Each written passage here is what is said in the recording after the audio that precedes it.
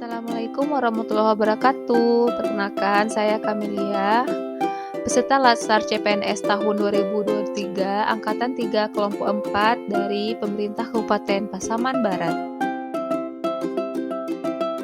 Di sini saya akan membahas mengenai agenda 3, yaitu kedudukan dan peran PNS untuk mendukung terwujudnya smart governance.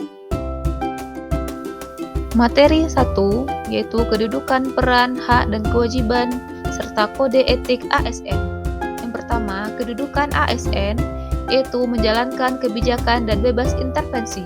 Berdasarkan Undang-Undang Nomor 5 Tahun 2014, pegawai ASN terdiri atas PNS dan P3K. PNS merupakan warga negara Indonesia yang memenuhi syarat tertentu diangkat sebagai pegawai ASN secara tetap oleh pejabat pembina kepegawaian untuk menduduki jabatan pemerintahan dan memiliki nomor induk pegawai secara nasional. Kedua, P3K yaitu warga negara Indonesia yang memenuhi syarat tertentu yang diangkat berdasarkan perjanjian kerja untuk jangka waktu tertentu dalam rangka melaksanakan tugas pemerintahan sesuai dengan kebutuhan instansi pemerintah dan ketentuan perundang-undangan.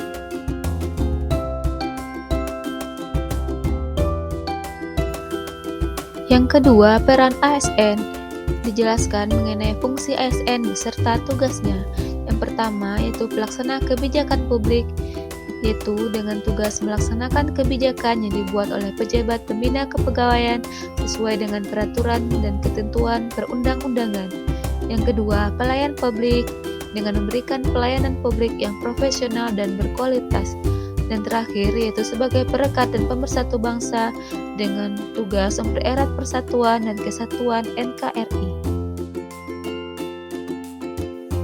3. Hak dan kewajiban ASN. Yang pertama, hak PNS, yaitu gaji, tunjangan, perlindungan, pengembangan kompetensi, jaminan pensiun dan hari tua, dan cuti. Hak P3K, yaitu gaji, tunjangan, perlindungan, pengembangan kompetensi, dan cuti. Kewajiban ASN, setia dan taat pada Pancasila dan Undang-Undang Dasar Negara Republik Indonesia, NKRI, dan pemerintahan yang sah, menjaga persatuan dan kesatuan bangsa, melaksanakan kebijakan pemerintah, menaati ketentuan peraturan perundang-undangan, melaksanakan tugas kedinasan, menunjukkan integritas dan keteladanan, menyimpan rahasia jabatan, dan bersedia ditempatkan di seluruh wilayah NKRI. 4. Kode etik ASN. Undang-Undang Nomor 5 Tahun 2014 tentang Aparatur Sipil Negara, profesi ASN berlandaskan pada kode etik dan kode perilaku yang bertujuan untuk menjaga martabat dan kehormatan ASN. Materi 2. Konsep sistem merit dalam pengelolaan ASN. Sistem merit adalah kebijakan dan manajemen ASN yang berdasarkan pada kualifikasi, kompetensi, dan kinerja secara adil dan wajar dengan tanpa membedakan latar belakang politik, ras, warna kulit, agama, asal-usul, jenis kelamin, status pernikahan, umur, atau kondisi kecacatan.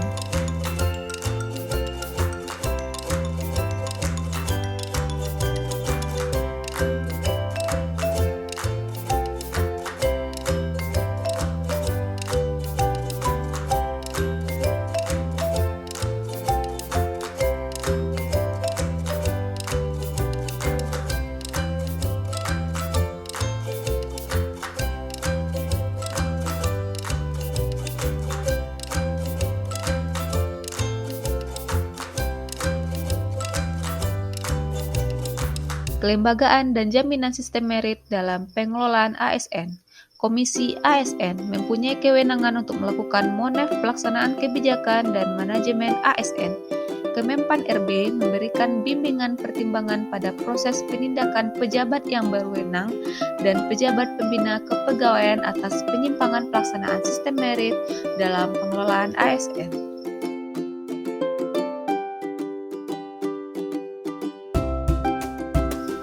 Materi 3. Mekanisme pengelolaan ASN. 1. Manajemen PNS dan P3K.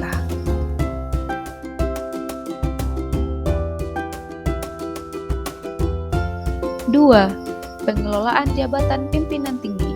Jabatan ASN terdiri dari jabatan pimpinan tinggi, jabatan administrasi, dan jabatan fungsional.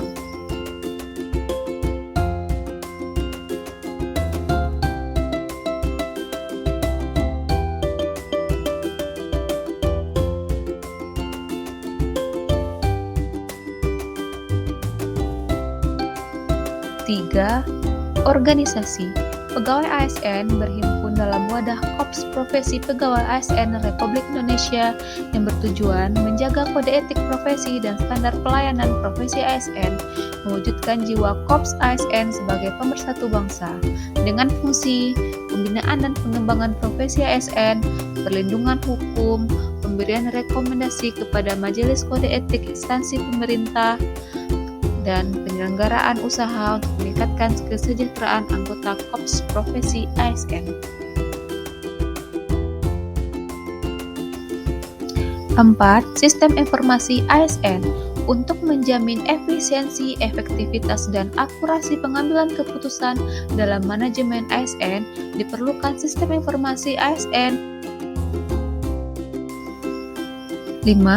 Penyelesaian sengketa. Sengketa pegawai ASN diselesaikan melalui upaya administratif, yaitu terdiri dari keberatan dan banding administratif. Keberatan diajukan secara tertulis kepada atasan pejabat yang berwenang menghukum dengan membuat alasan keberatan dan tembusannya disampaikan kepada pejabat yang berwenang menghukum. Banding administratif diajukan kepada Badan Pertimbangan ASN. Saran atau masukan untuk penyempurnaan modul yaitu sebagai berikut.